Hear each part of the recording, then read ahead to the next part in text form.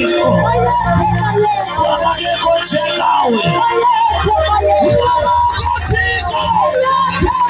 abakekho njengawe uhleksoleni kwelawo uhle nkulunkulu wethu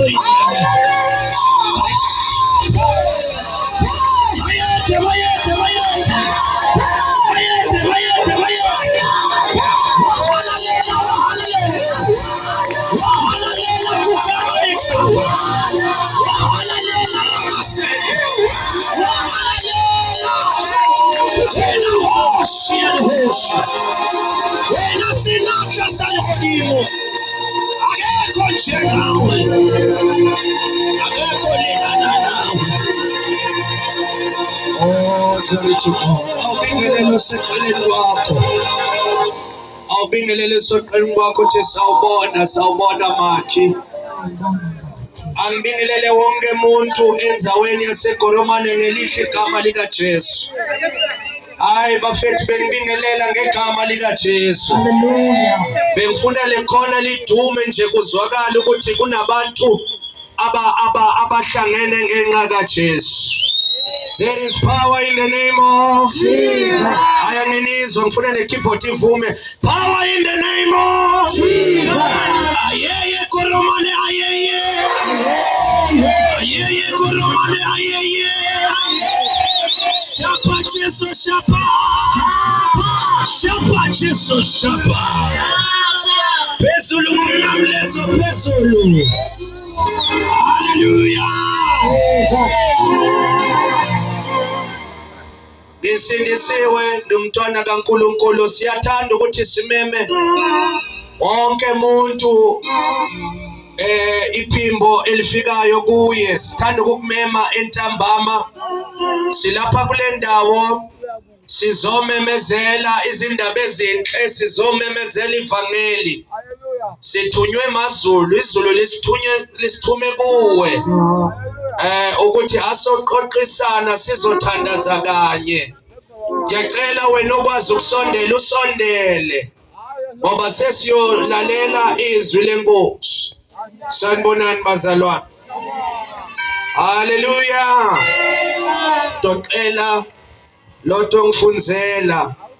Sifunda incwadi kaLuke chapter 15. Amiperisa. Nawo lapha ekhaya siyabingelela, nawo mile lapha endleleni siyabingelela, nawe emotweni siyabingelela ngegama likaJesu. Hallelujah. Thana mfundisi uyakubingelela. Oh hallelujah. Angifundele Luke chapter 15. Ungifundele from verse 13 ome lapha ku verse 21 bese siyathandaza. Kuthi loko kunzile masiku mangari mangani, n'wana loyi wa ndzisana a hlengeleta hinkwaswo, a rhurhela etikweni ra le kule, a ya hangalasa xuma xa yena hi vusopfa. Loko a dyile hinkwaswo, ku wa ndlala leyikulu etikweni rero. Kutani a sungula ku pfumala. Kutani a famba a ya namarhela munhu wa tiko rero. Munhu yoloye a n'wi rhuma emasin'wini ya yena ya ku ya risa tinguluve. Kutani a navela ku xurha hi makamba lama dyiwaka hi tinguluve, hikuva a ku nga ri na munhu la n'wi nyikaka nchumu. Hi loko a ti ehleketa a ku malandzelo yo tala ngopfu ma kona eka tatana lama dyaka maxurha, kasi mina halena ndza fa hi ndlala.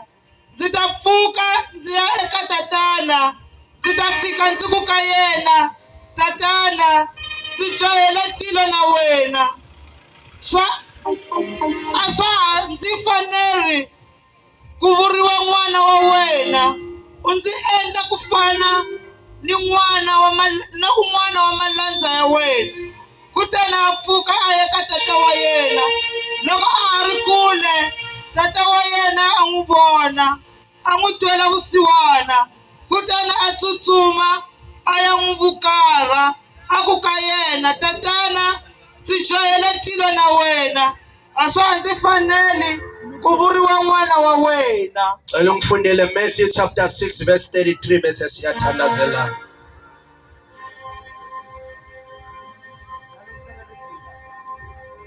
Matthew chapter 6 verse 33.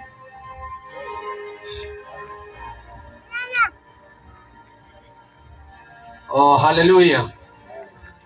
Nikhona eKoroman. Awufonze. Rhangani mi tilavela mfumo wa yena ni ku lulama ka yena, kutani sweswo hinkwaswo mi ta engeteriwa swona. Amalanga, ona amalanga, wethembekile Yesu. Amalanga,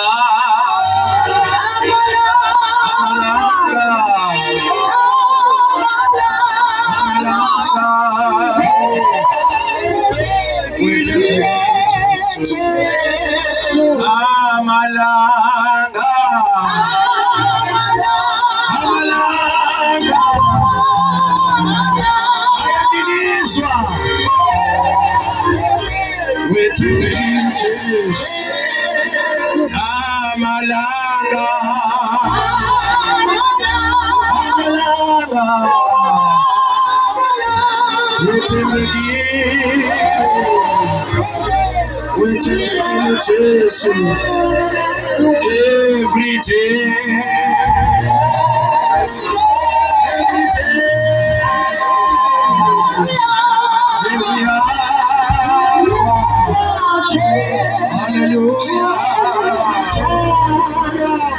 Every day.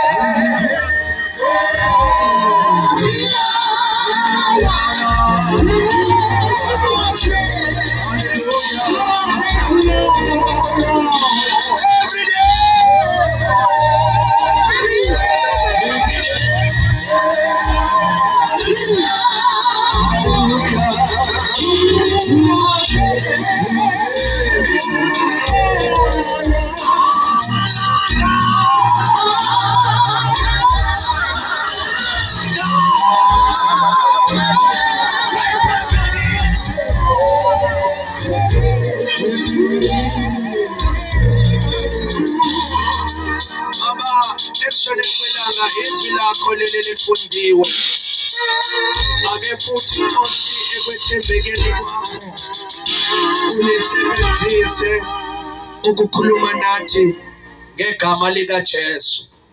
Lona liyawahluba amahlathi, lona liyalinyakadisa iKadeshi lonke linyakaze lijakadule.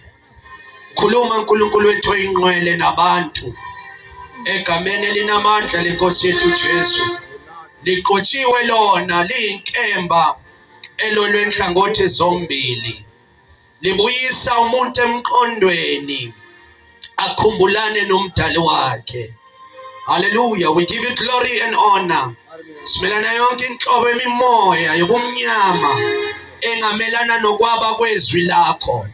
Angithi Nkosi simi kule ndawo bayaphuma entambama, bayangena ekuphileni okungunaphakade. Hallelujah. Bayethe uNkulunkulu wethu oyingcwele, bayethe dwalala phakade, bayethe wena owanqoba ukufa, bayethe wena onqoba isono wanqoba uSathane. Masimi ngakuwe ubani ozomelana nathi. Glory to God. Ashaya izandla.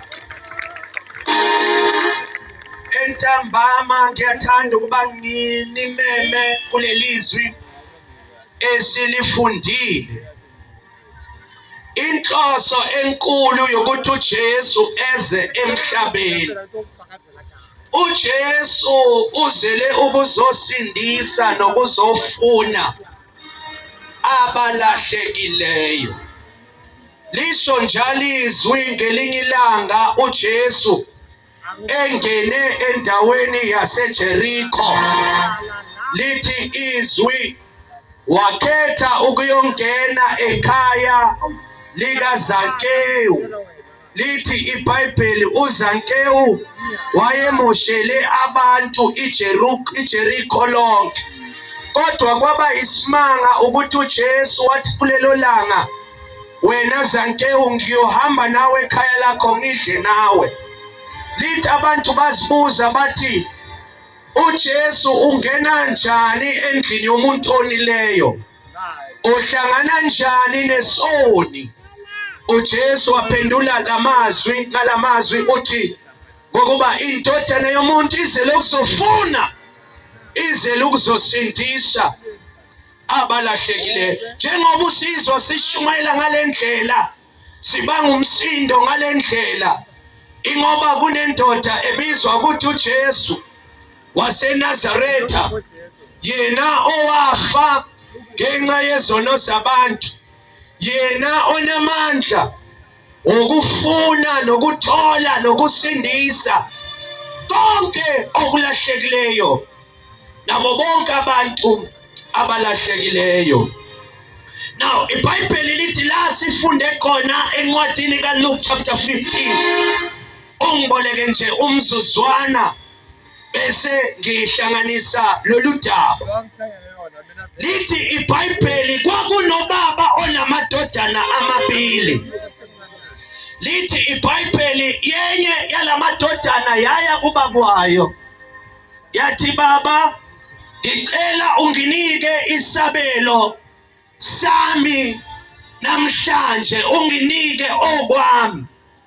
Kodwa into le ndodana engimangaza ngayo, ifuna into yayo kodwa iyazi ukuthi into yayo ikubaba wayo. Sanibonani ntambama.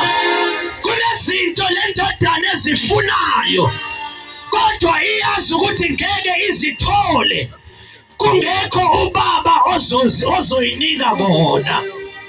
Lithi iBhayibheli ubaba wafika wabiza lamadodana amabili, kanti eyodwa efike yacela, ngoba uNkulunkulu wethu uNkulunkulu ongubaba wethu, uNkulunkulu onomusa, unika abantu abacelayo, anike nabantu abangacelanga.